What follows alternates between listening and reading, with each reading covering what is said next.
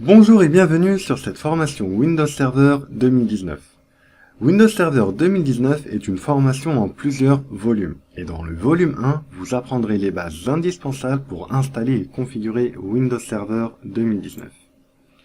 Cette formation est composée de 10 modules. Dans le premier module d'introduction à Windows Server, on verra qu'est-ce que Windows Server et les différentes éditions qui existent. On fera également un tour d'horizon sur les nouveautés de Windows Server 2019. Dans le deuxième module, on traitera de l'installation de Windows Server 2019 et on verra quelle est la configuration minimale requise pour pouvoir installer Windows Server 2019. On verra ensuite les différentes options d'installation et ensuite on procédera à l'installation ensemble. On installera plusieurs machines virtuelles de Windows Server. Une machine virtuelle avec Windows Server avec l'option interface graphique et un autre Windows Server sans interface graphique. On installera également un client Windows 10. Dans le troisième module, on verra comment configurer les éléments de base de Windows Server, comme par exemple les paramètres réseau, le nom du serveur, etc. Et on verra également un aperçu général de Windows Server 2019. Vous apprendrez également à configurer Windows Server sans interface graphique et en ligne de commande uniquement. Dans le quatrième module, on verra quels sont les outils qui vous permettront d'administrer Windows Server.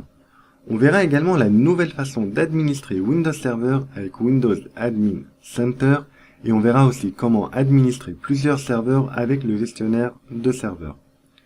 On verra également comment administrer le serveur avec PowerShell et on verra aussi les consoles MMC et comment les gérer. Dans le cinquième module, on verra que Windows Server se divise en rôles et fonctionnalités. On verra donc ce que sont les rôles et les fonctionnalités. Dans le sixième module, on traitera de la gestion du stockage et on verra ce qu'est une table de partition et un système de fichiers.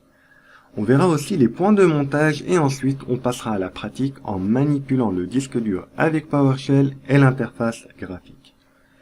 Dans le septième module, on verra comment mettre en place un serveur de fichiers et comment le gérer.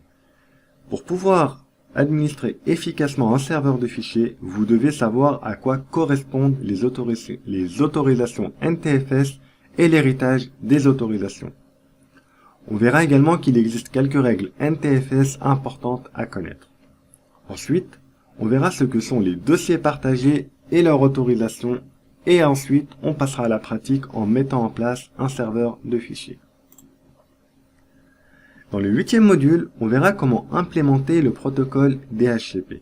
Avant de l'implémenter, on verra d'abord son fonctionnement et ensuite on verra comment l'installer et comment le configurer. Ensuite, on verra comment gérer la base de données DHCP. Dans le neuvième module, on verra comment implémenter le protocole DNS. On verra avant comment il fonctionne et on verra ce qu'est une zone DNS. On verra également les types d'enregistrement et on passera à l'installation et à la gestion du rôle DNS. Et enfin, dans le dixième et dernier module, on verra comment maintenir le serveur avec le gestionnaire des tâches, le moniteur de ressources et l'observateur d'événements. Dans le prochain module, on verra qu'est-ce que Windows Server.